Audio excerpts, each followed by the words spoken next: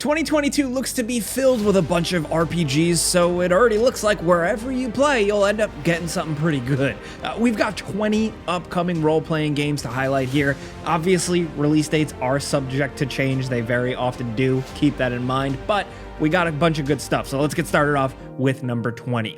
Little Devil Inside just looks awesome. It looks like an incredibly fun adventure set in a unique world, a unique hero, unique monsters, and honestly, that's all we look for in some role-playing games. This one is still a little bit mysterious as well. It has been pushed and pushed, and we've only gotten little glimpses of it and only so many details, but just the atmosphere, the tone, the sense of adventure, but like in a weird, creepy way, some of the action we have seen, some of the exploration we have seen, all of it looks really promising. There's a real creative angle to this game. You can probably tell just by looking at it. We can't wait to get our hands on this one. Next, over at number 19, we have the new Fable game. Now, this one is a little bit of spitballing because we don't know if this is the year we're finally going to see it, but this Xbox-developed game should at least be revealed soon. All we got was a quick teaser announcement, and it's been quiet ever since, but they've been working on this game for a long time. It's from Playground Games, the people behind the Forza Horizon series, so while, yes, they usually focus on racing games, they're good at building interesting open worlds, so we're really pumped. The original Fable is one of my favorite games of all time. As messy as it was, there was something just so cool and charming about it. Will the new game be able to replicate that? Who knows? But for now, we're just gonna have to wait and see.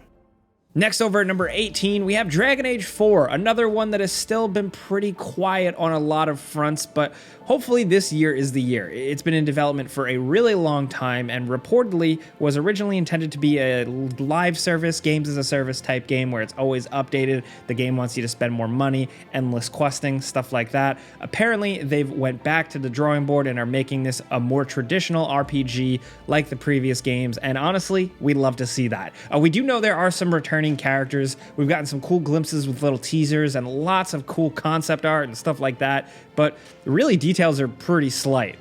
Die-hard Dragon Age fans are still foaming at the mouth for this one regardless, so we're gonna go on their goodwill alone, but this could be really cool.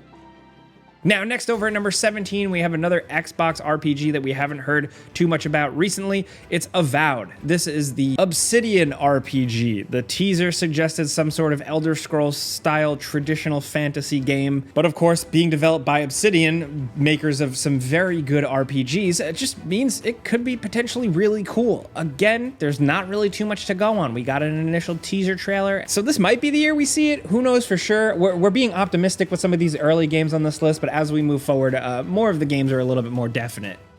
Because moving on over to number 16, we have Hogwarts Legacy, the Harry Potter RPG. Create your own wizard, go to Hogwarts, and go on adventures. Honestly, on paper, it sounds really awesome. Like, what more could you want if you're a Harry Potter fan, right? This one has been leaked, it's been revealed, it's been delayed and pushed, and we're hoping 2022 is the year because the potential is awesome. There is still so much room to fill in the blanks on Harry Potter lore and really expand the wizarding world in new and exciting ways, and a video game is really the perfect way to explore it.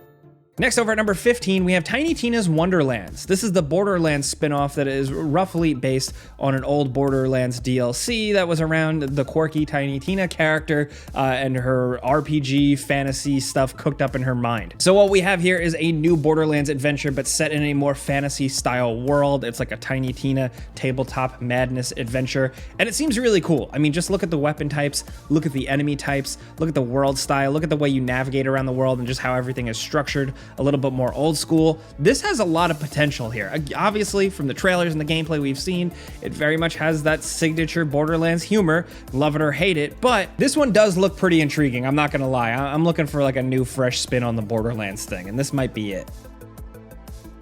Next, over at number 14, we have Babylon's Fall. This game is from Platinum Games, the people behind so many incredible games like Bayonetta, which hopefully we'll see that soon. But Babylon's Fall, at first glance, might not seem like much, but you know these guys are kings at combat, and that's what this game is really focusing on. And it is billed specifically as a new cooperative action RPG with you and up to 3 other friends, kicking ass in this cool, weird fantasy sci-fi world. It's got a bunch of different skills, ability types, weapon types, ways to level up, and just some of that RPG goodness with hopefully that platinum tried and true combat. This one does seem like it's releasing soon in the spring, but we're hoping to see more beforehand just because we'd like to know a little bit more about what the deal is here. Still, it's something worth keeping an eye on. Now, next over at number 13, we have Palworld, which, I'll be honest, this is a little bit more of a survival style game with some RPG elements, but we just really wanted to talk about it because, I mean, look how insane this is. This is essentially like a survival, Harvest Moon, build your own place, survive, craft type of thing with all these quirky creatures that are, you know, kind of Pokemon inspired that you can collect and train and fight with and battle. But you can also engage in third-person shooting and build factories and have your little creatures build new assault rifles for you. This is so weird and quirky with a wild art style that is all over the place. We just managed to stumble across this one a while ago and we've been keeping an eye on it ever since just because it is so weird and it is slated for 2022. Now, next over at number 12, we have ELEX 2. This is a sequel to a game we never thought would really get a sequel, kind of like a weird lower budget action RPG that was set in kind of like a sci-fi fantasy hybrid universe. It was really distinct. It was a very PC gamer style game, but the people who spent a lot of time with it had a lot of fun playing it. It's kind of like a cult hit for a lot of people. You could grow your character into a really cool, interesting looking badass, and now it's getting a sequel. ELEX 2 is hopefully continuing the same thing, and it's releasing this year. Now, next over at number 11, we have Lost Soul Aside, which is kind of an action RPG project that was once very indie and more really a tech demo. It's now blown into this fast-paced action-adventure RPG with insane over-the-top combat and really cool graphics. What we have seen, the gameplay trailers and stuff like that, all of it is incredibly impressive. This is just one of those gorgeous, awesome action badass games, and this one might maybe tide you over until Black Myth Wukong releases. We've talked about that one quite a bit. That seemingly isn't coming until 2023, but, you know, if you're looking to scratch a similar itch, Lost Soul Aside seems like it might be it, and hopefully it finally releases this year on PlayStation consoles. Next over at number 10, we have Triangle Strategy, which might sound like a weird, boring board game your grandpa used to play while drinking coffee, but no, it's actually a pretty sick JRPG, at least from what we've seen so far, specifically because of the people behind it. It has the lead producer and seemingly a lot of the team members behind Bravely Default and, of course, Octopath Traveler. You might recognize some of the styles, some of the inspiration here, and this is releasing March 2022. Square Enix, you know, for all of its faults with certain games, they have been producing good traditional RPGs still. We hope Triangle Strategy turns out good and continues that trend and doesn't fly under the radar, because Octopath Traveler was also pretty sweet. Now, next over at number 9, we have Pokemon Legends Arceus, or Arceus. So this is the big one. This is the one a lot of people have been hoping for, a massive, ambitious, fully 3D open world Pokemon game. Even though we've gotten sort of that in the past, this is the one that's seemingly blowing it all out. You know, new Pokemon, a new version of a familiar region because it takes place way far in the past. It's almost like a Pokemon prequel if you're looking for that type of thing. And there's a lot of potential here. Some people have decried the graphics and said that the game doesn't look good enough, it looks cheap. Everybody comes to Pokemon games for different things though. Not everybody cares about the graphics for them. My biggest concern personally is just that gameplay. Is it going to be good? Is the exploration going to be satisfying? And how are they going to shake up the battling? Thankfully, we won't have to wait too much longer because it's releasing in the end of January. Now, next over at number 8, we have Stranger of Paradise, Final Fantasy Origin.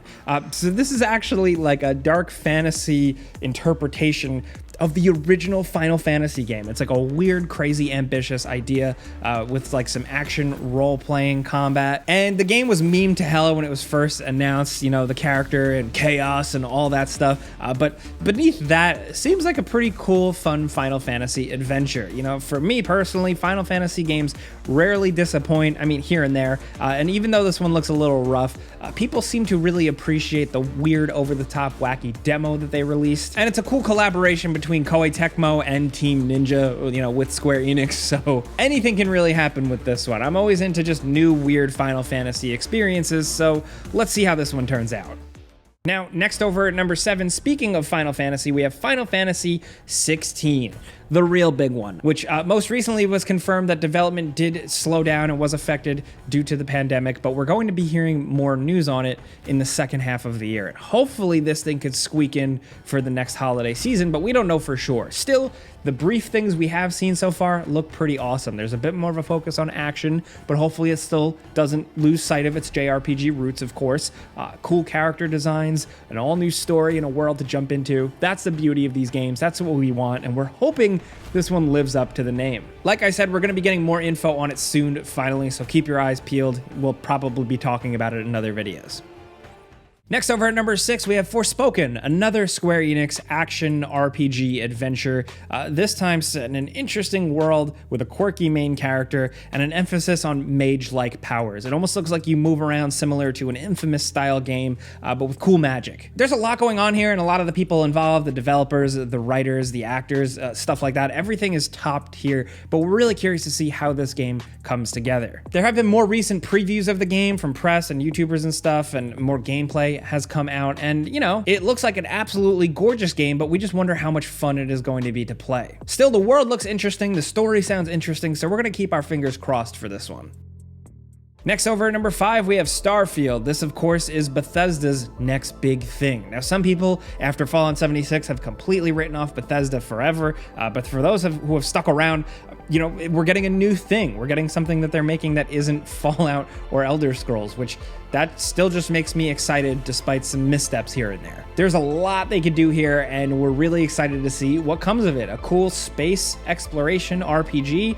We've had them in the past, but we hopefully have never had one quite like this. It's still early though. All we got was like one in-engine cutscene trailer type thing. We haven't seen gameplay yet. We're probably gonna see more in the second half of the year, but this one's been a long time coming, and we're excited to see where it goes. Long story short. Now, next over at number 4, we have The Legend of Zelda, Breath of the Wild 2, or whatever they're gonna call it. So hopefully we get this one this year. The potential is huge. The last Zelda game, you know, Breath of the Wild, did have a lot of RPG elements, and we expect this to continue that trend. The story, or at least what is being teased here, and how everything is shrouded in mystery, does seem really interesting. It absolutely has me hooked. I cannot wait to see what the full deal is with this story, how it connects to the Zelda lore, how it connects to the original Breath of the Wild, but also how they're shaking up the gameplay, how they're keeping that framework of Breath of the Wild, but really blowing it out with new items, new tricks, new puzzles, new weapons, who knows. The teases we've gotten in the most recent trailer do seem pretty exciting, I'm not gonna lie. Hopefully this year is where we get all our questions answered. Now, down to number 3, Dying Light 2, Stay Human. Yes, we've talked about this one quite a bit. Don't know how much more we can say other than to keep it short. We really liked the original Dying Light. We liked its expansions. We liked how much the game was supported. We found it very consumer friendly in a lot of ways. And we're hoping this new one can keep up that trend. You know, it's got a lot of ambitious new ideas, more parkour, a bigger world, your choices really affecting the world around you. We've heard so many games say that before, but we're excited to see Dying Light's spin on that. It's got more of a focus on melee weapons. The world has broken down even more, so there are less guns, less technology. It's more medieval, and hopefully a lot more gory and action-packed. Thankfully, after so many delays, it looks like we're finally going to get our hands on this thing February 4th, 2022. Now, down to number 2, we have Horizon Forbidden West, which from what we've seen from like developer docs and interviews and stuff like that, it seems like they're really doubling down on the RPG aspects this time around. More towns, more NPCs, more detailed questing, more complex NPCs. Stuff like that is what really has us intrigued. The first game was really cool, but this one could really knock it out of the park. Obviously, the graphics are absolutely insane from what we've seen. The level of detail on the characters, the level of detail on the creatures, the destruction, the lighting, all of it is impressive, but we're just really excited to see where the hell Aloy's story is going to go next. They set up an interesting world here. Now we're just really excited to see how they can keep it going. Now down to number 1, of course, say it with me folks, Elden Ring. This is for a lot of people the most anticipated RPG in quite some time because it is From Software's new game. The people behind Dark Souls, Demon's Souls, Bloodborne, Sekiro, Shadows Die Twice. So with that comes expectations of something really cool. From what we've seen, it does look pretty awesome. It looks to take a lot of elements they've learned from their previous games and taking that Soulsborne formula and flipping it on its head once again in an open world setting, but with a bit of a FromSoft take and how dungeons are laid out and how the difficulty is. The summons seem cool, the abilities seem cool, the character building seems RPG as hell and good and satisfying. There's horses, there's crazier creatures in the open world. The potential for greatness is really high, and I'm not gonna lie, people are letting themselves get hyped up about this one. You know, it seems like the skepticism is pretty low here. If Elden Ring turns out to be as good as people are hoping and how people have said, you know, the early access and betas and alphas and stuff of the game were, buckle up for this one, man. Those are the 2022 RPGs. One last one we wanted to throw in as a bonus that we couldn't fit, Marvel's Midnight Suns. More of a strategy game, but it's got some RPG elements, and we're excited to see what comes of it as comic book fans. Oh, also, and one more, Lies of P. We've only got brief glimpses of this kind of Souls-like RPG, but it seems really awesome. Is it going to make it in 2022? We're not quite sure. We think it might squeak into 2023, but still, it's really intriguing as a concept, and we just wanted to mention it real quick. Still, these are the RPGs worth keeping an eye on in 2022. There might be more smaller RPGs out there, though, so if you got any extras, let us know in the comments. But of the 20 we mentioned also, of those, if you got your own top 5 or your own top 10, definitely let us know what you're excited to play the most. Now, if you enjoyed this video, maybe we turned you on to a game or two, clicking the like button's all you gotta do. It really would help us out. But hey, as always, thanks for watching. We'll see you guys next time.